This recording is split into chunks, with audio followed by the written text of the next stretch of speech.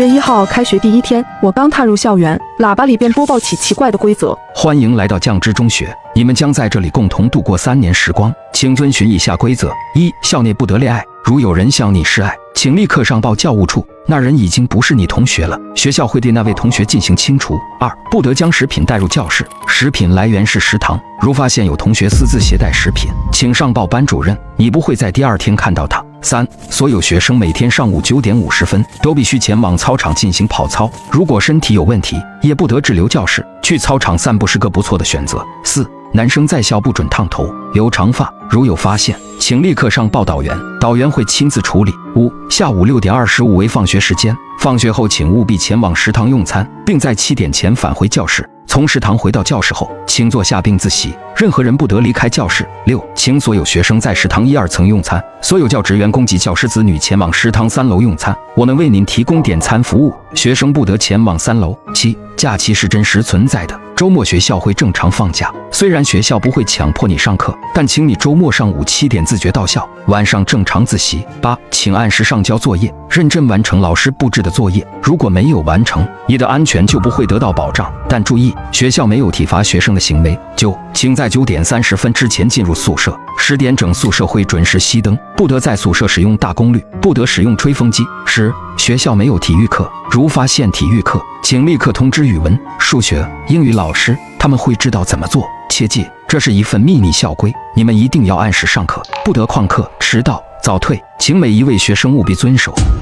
凌晨发消息，我从猫眼看到楼道有个拿着刀的杀人狂，正在疯狂杀人，他察觉到我了，他要进来了。我急忙告诫他，无论如何都不要开门，等我过来。就在我仓促赶过去的途中，他又发了3条消息。你真过来了？我开玩笑的，你不会当真了吧？嘻嘻，根本没什么杀人狂，我逗你的，快回去吧。这会我已经打上了车，一路提心吊胆，看到他发的消息，我有些情绪，差点被你吓死，下次你早说呀。女友倒是轻描淡写，谁知道你会真的过来啊？我就是闹着玩的，怎么你不会生气了吧？嘻嘻，我无奈，没事就好，就是下次不要开这种玩笑了，大晚上的有点吓人。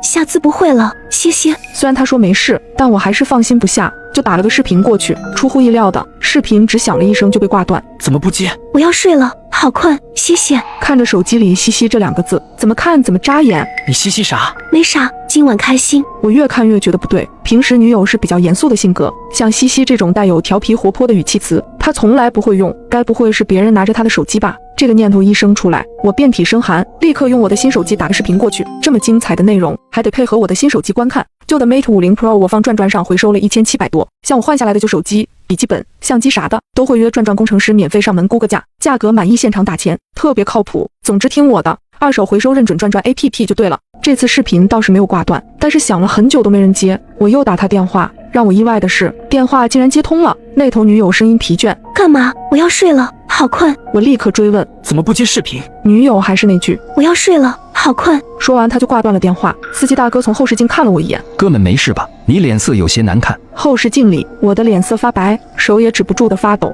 在强烈的不安下，我催促师傅快点，告诉他我女朋友可能出事了。司机也不敢怠慢，匆忙往那赶。我给女友发消息，你说句话。女友这次回得很快，直接发了条语音过来。说什么？我要睡了，好困。听到她的声音，我长出口气。刚你不是说有个杀人狂吗？拿刀在你门口，你还看到他杀人了？说的那么吓人。女友打字，都说了是吓唬你的，逗你的，一点都不好笑。女友那边又没消息了，我总觉得她奇怪，可刚才打电话她确实是接了，难道是被胁迫的？那个拿刀的杀人狂闯了进去，威胁她不能乱说话，所以她才会说要睡了。一旦她不听话，那个杀人狂就会杀了她。可能我给她打电话的时候，那个杀人狂的刀就架在她脖子上。就在我悚然之际，女友再次发消息过来，我要睡了，好困，你回去吧。我正要打字，消息又弹出，嘻嘻。又是嘻嘻，我都要被这2个字搞疯了。来的路上我已经报了警，这回我更笃定女友出事，便再次拨打了报警电话。接线员说他们已经派警员过去了，大概25分钟就会到小区。我问司机，我们还有多久能到？司机无奈地指了指前面，高架出车祸了，得一阵了。我心焦不已，再次给女友弹了视频过去。视频在响了10多声后被挂断。让我看看你，我到你楼下了，不然我就上去了。我说完这句话，女友那头显示正在输入中，但过了一阵也没新的消息发过来。此刻我已经很慌张了。司机开口道：急也没用，你就是下车，1个小时也出不了高架桥。好在女友那头终于有了动静。你真过来了？对，我就在楼下，我要上来了。别，我家里还有别人。谁？同事，你不认识，也是个女生，反正是不方便。我坚持。那你开视频？都是下了。我不敢挑明告诉那头，我已经报警了。如果女友真的在他手里，我怕激怒他，令他狗急跳墙。但没想到的是，那头居然主动问我：你报警了？我沉默。你真小题大做。刚才物业给我打电话过来核实，说警局那边收到报案，小区6栋5楼走廊有拿刀的杀人狂。物业问我有没有这么回事，真麻烦，害得我跟物业一顿解释。刚物业跟保安都上来了，人家把我一顿批。我就是跟你开个玩笑，至于报警吗？多大个事，我不是跟你解释过了吗？是闹着玩的。行了，你赶紧给警察打电话取消吧，报假警要拘留的。他的消息不断的发过来，一直在催促我取消报警。我只觉得反常，也愈发心慌。女友又说了一句：神经，不知道有什么好怕的，拿刀的杀人狂，这是法治社会，你不觉得荒诞吗？瞧把你吓的。在说完这句话后，我手机嗡的一声震动起来，是女友打视频过来了。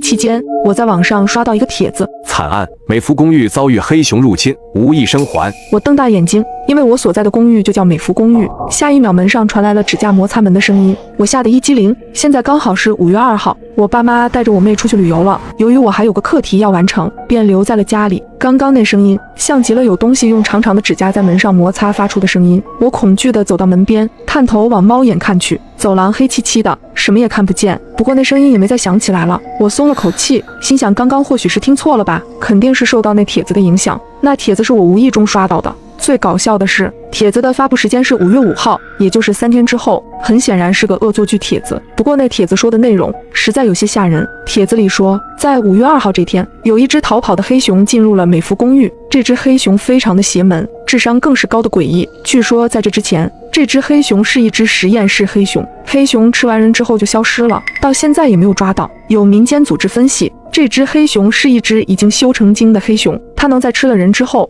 钻进人皮里，伪装成吃掉的人的样子。这种黑熊成精的故事，其实我已经听过不少了，但最让我觉得这个帖子可怕的是，发帖人却把美孚公寓的大门照片发上去了。这不就是我家楼下的公寓大门吗？真是晦气，这人神经吧，编这种玩笑。我忍不住骂道。正当我准备把这个帖子随手举报了之后，突然我看到下面多了很多跟帖。我有个表哥就是负责这个案子的，我听他说现场惨不忍睹，那只黑熊不仅杀人，还喜欢虐杀。现场找出的好几具尸体都是手脚分离的，是被那黑熊活生生给撕扯下来的。卧槽，这太恐怖了吧！最恐怖的是这只黑熊还没有被抓到，我吓得晚上都不敢关灯睡觉了。这次受害人里头就有一个我同校的学姐，可惜了，虽然我跟她不熟，但也是同一个社团的。我听到她被黑熊吃掉的时候哭了一天。楼上说的是清北大学的叶苏苏吧，我看了她生前的照片，可惜了，那么漂亮。冷不丁看到我的名字的时候，我愣住了，不会是同名吧？可我读的学校就是清北大学呀，而且这些跟帖是怎么回事？大夏天的我打了一个寒战，怎么这些人说的好像真有这回事发生了呢？也就在这个时候，整个屋子的灯无声无息地熄灭了，房子瞬间笼罩在了黑暗之中，我吓得差点尖叫出声。怎么回事？是停电了吗？我连忙去看公寓业主群，物业刚好在里头发了消息，请各位业主不要恐慌，我们公寓楼总电路出现故障，大概会停电2小时，已经有维修人员过来抢修了。现在是晚上快10点了，大半夜的突然停电了，又加上我在看这种帖子，确实是吓到我了。不过我很快冷静了下来，这个帖子的热度越来越高，跟帖的人也暴涨。今天也不是愚人节呀，我盯着那个叫做草莓甜心的 ID 名，就是那个说我是他社团学姐的，心想这该不会就是我微信里的那个社团学妹吧？她的微信名叫做草莓超甜。为了求证，我给那学妹发了微信，过了老半天，学妹才回复了我：学姐，我刚和室友在外头聚餐呢，你说什么吃人熊帖子，我没法回复啊。你看我和他们现在都在 KTV 呢。学妹的语气听起来很茫然，她很快发来一个视频，视频里几个女孩在 KTV 唱的忘情。我松了口气，果然这神经帖子就是一个离谱的恶作剧吧。不过学姐，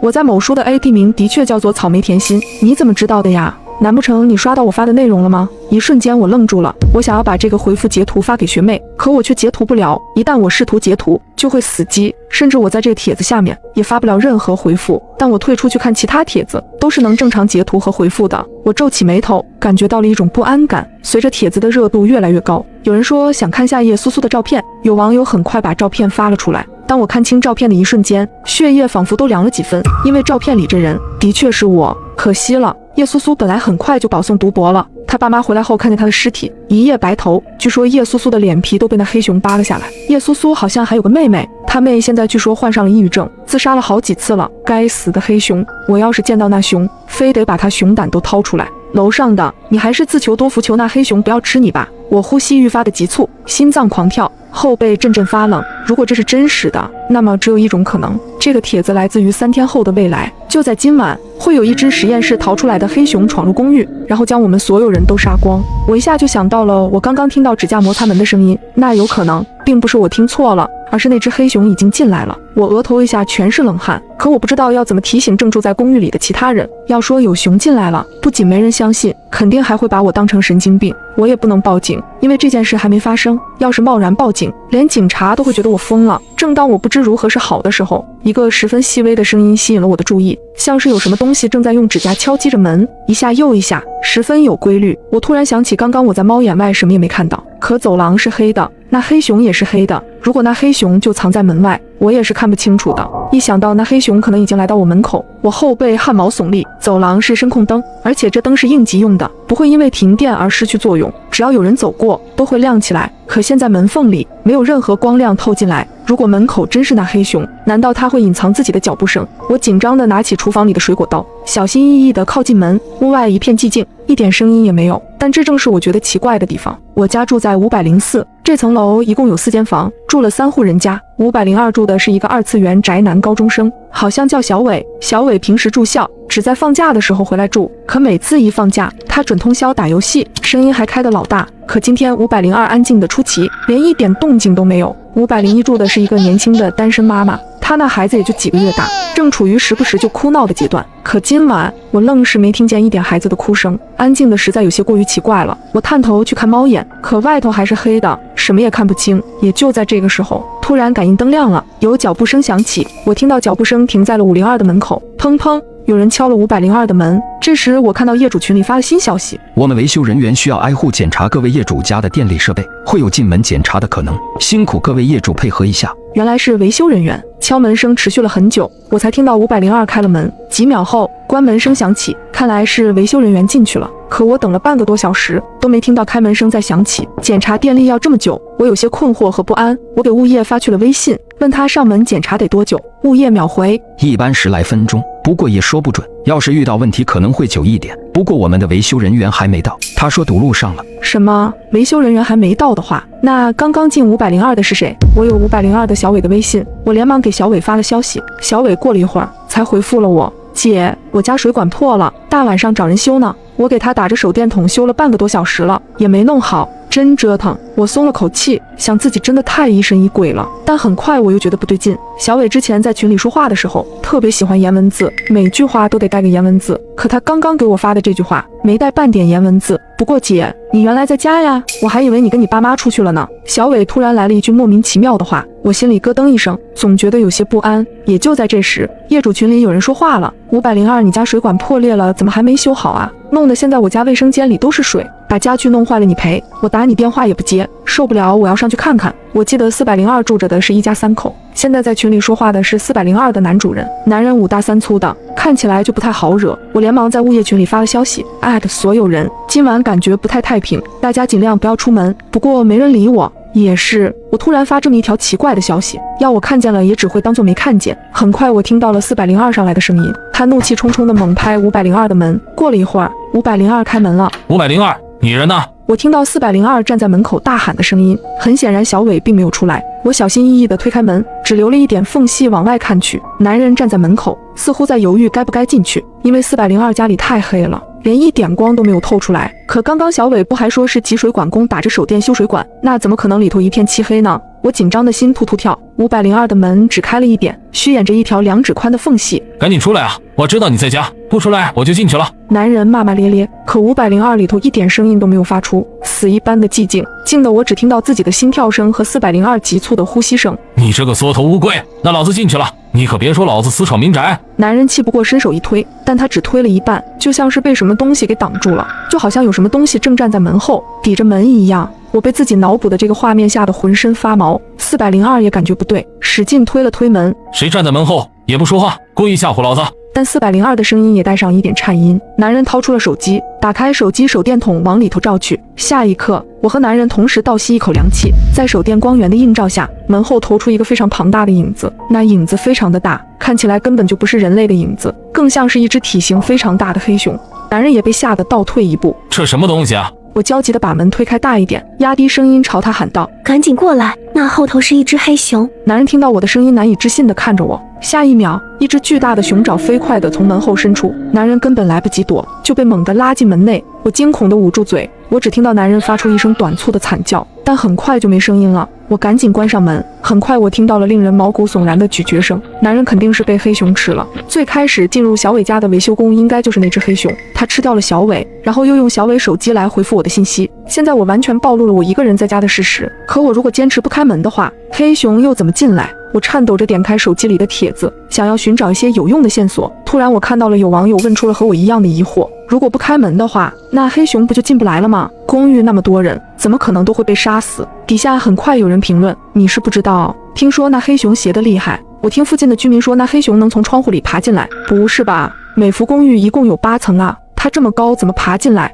这是熊又不是蜘蛛侠，所以说那黑熊邪啊。而且之所以住户没听到什么声音，据说是因为那黑熊最先就拔掉受害人的舌头。别说了，我要睡不着觉了。我后背渗出黏腻的冷汗，难怪我刚刚只听到男人发出一声短促的惨叫，原来他的舌头被拔掉了。我立刻冲到家里的窗前，将所有窗户和阳台的门都锁好。这时房门被敲响，我看见402的男人站在我门口，他表情怪异，嘴角用力往上翘着，像是野兽在努力模仿人做表情。他一定是那只黑熊穿上了402的人皮。我屏住呼吸，不敢发出一点声音。突然门把手嘎吱转动了起来，紧接着门被撞得砰砰作响。他想用蛮力将门撞开，这怎么可能？这门可是结实的防盗门啊！但很快我就惊恐地瞪大眼睛，因为这结实的防盗门竟被黑熊撞得摇摇欲坠。我赶紧搬来了椅子抵住了门。正当我绝望的时刻，走廊尽头传来了开门声，是501开门了。半夜吵什么呢？我家孩子都被你吵醒了。他冲着男人质问道。我用尽全力朝着门外大喊：别出来，马上关门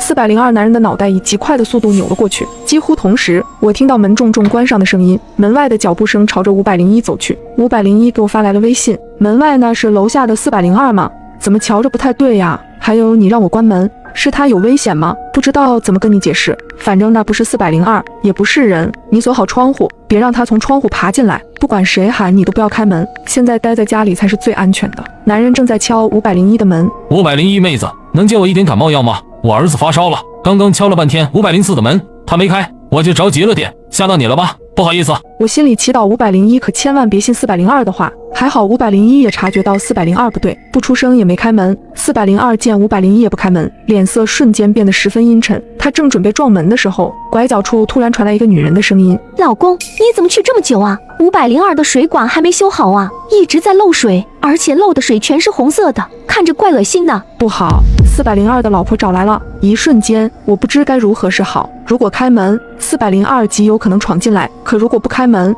，402的女人就没有任何逃跑的机会了。老公，你怎么站在那儿不动啊？你不是去502吗？女人疑惑地朝着男人走去，不过她很快意识到了不对。血，怎么这么多血？这个时候402男主以极快的速度朝着女人咬去，女人甚至还没来得及反应过来，就被她的老公一下咬住了腿。我看见黑熊从男人的身体里钻了出来，女人此刻应该恐惧到了极点，因为她根本想不到藏在自己老公身体里的是一只大黑熊。走廊里只有女人抽搐般的啜泣声，可过了一会儿，就连声音都没有了。黑熊吃完人，又钻进了402的身体里，可我没想到，它不再朝着我这里走来，而是突然不见了。正当我忐忑不安的时候，突然我听到身后传来响声，我扭过头，差点吓得魂飞魄散。402的男人就趴在窗户上，脸死死地贴在上面，正目不转睛地看着我。他用手掌拍打着窗户的玻璃：你要是敢进来，我就跟你拼了！我朝着黑熊大吼道。此刻我都做好了死的准备。男人对我诡异一笑，他他停止了拍打玻璃的举动，快速地爬了下去，消失在我的视野里。